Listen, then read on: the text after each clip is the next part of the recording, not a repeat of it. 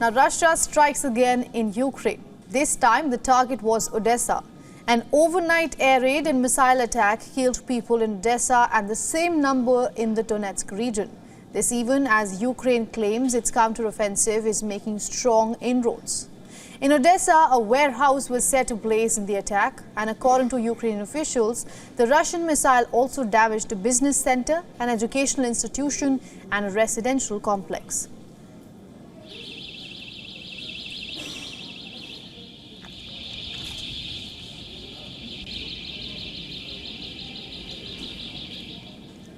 The Ukrainian Air Force claims it destroyed 3 Russian missiles and 9 drones in the overnight attack.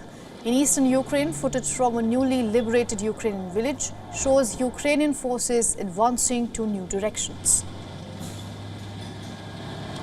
A senior commander of Russia's Chechen forces in Ukraine has been wounded. Adam Delimkanov is known as the Caucasian region's second most senior official. Kiev claims its counteroffensive, which began last week, is making steady progress in Donetsk. These are still the early days of the counteroffensive. Tens of thousands of fresh Ukrainian troops and hundreds of Western armored vehicles are yet to arrive. But Russia has also had months to prepare, with multiple defensive lines and fallback positions. Experts say that Ukraine's advance doesn't necessarily mean it has breached Russian positions.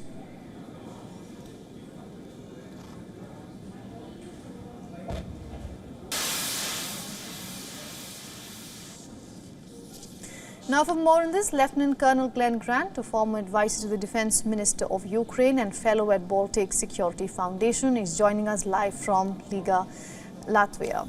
Welcome to the broadcast. Yeah, good day. Nice to speak again.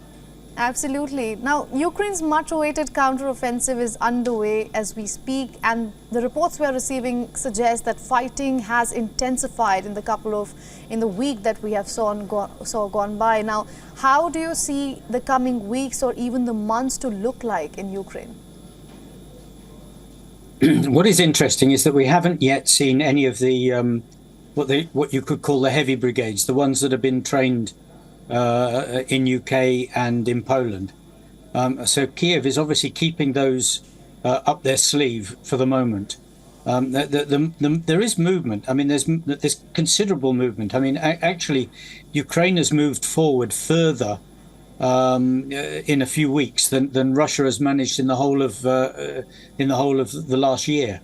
So the movement is there, and it's positive, and it seems to be mainly the troops that have been on the front line defending have now been given the order attack. So they're moving forward. And I see this continuing. I don't think that Russia is going to be able to find enough troops to stop this happening. But a point you made earlier about breakthrough, I don't see a breakthrough yet. I just see troops going backwards. So I think that, we'll be waiting to see the big brigades, the heavy brigades come forward before we'll actually see something that we can really say now that the line has been pierced. We're also being told that a lot of arms and ammunition has not reached Ukraine yet. Is that what you're hinting at? Do you think that will make the game changer here? It's very difficult to say this because, of course, there are these meetings in Ramstein every month where sort of like all the countries come together, 50 countries, and they make offers of equipment and everything. But the speed that these things come depends upon their availability, their level of maintenance, and in some cases, just the sheer bureaucracy of actually doing things, or of course bringing them from America, which is not a 5-minute job. So there are always weapons and equipment and ammunition that are not there yet, but it looks as though the heavy brigades are quite likely as strong as they're going to be in the next month or so. So anything that comes extra is likely to go to the brigades that have been fighting for the last year on the front line, not to the new brigades.